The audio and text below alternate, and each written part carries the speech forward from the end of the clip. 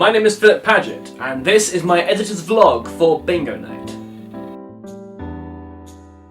I started out the pre-editing process by writing out the logline and constructing the scene analysis.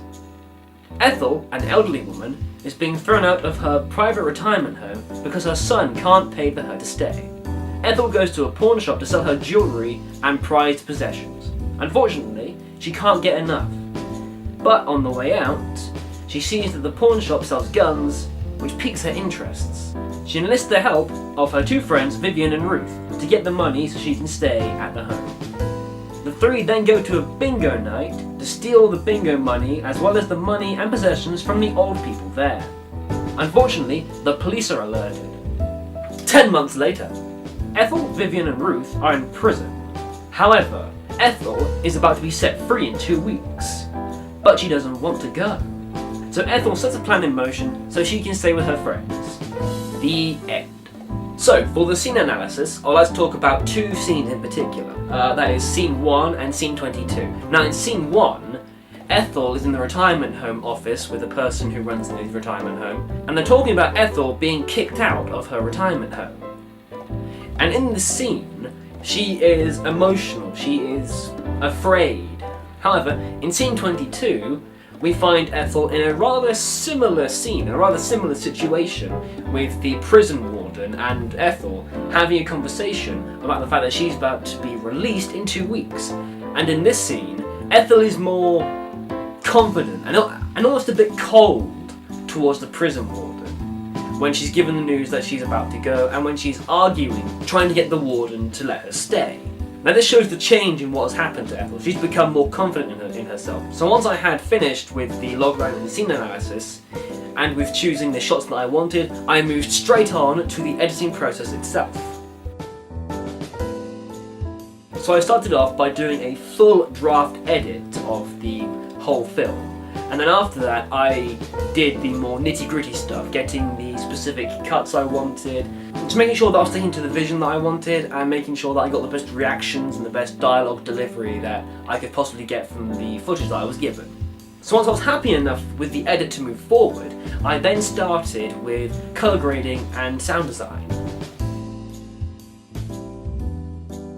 For the colour grading, I immediately knew that I had to brighten up the image, because for most of the shots, if not all of them, they were too dark and lacked contrast. So I added those elements and I found that they looked a hell of a lot better. However, this took some time to perfect. As for each time I was happy with an edit, I saved it and I exported it as the whole film at the end of the day. Then I looked back at the film and I looked over it to see if there was anything else that I wanted to do. I did that, and I did this about maybe 3 or 4 times. The final film is, I think, Bingo Night 5.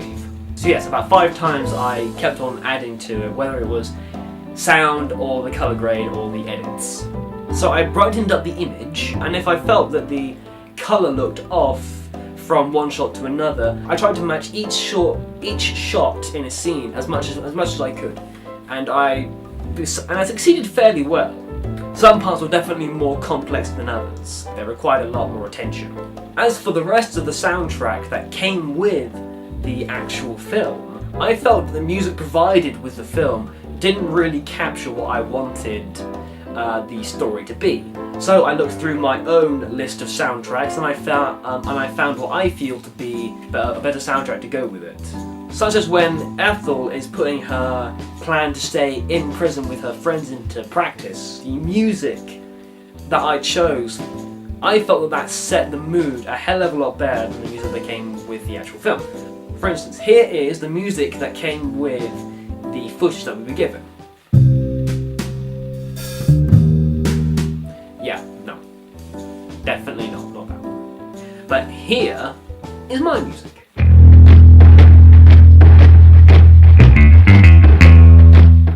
For me, that's a lot better. It gives it a nice rhythm, and it sets the tone for the end.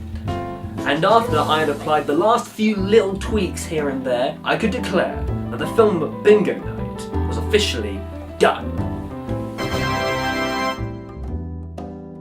I had never really done sound design or colour grading before. It was a very new process for me, but I found that it was very useful.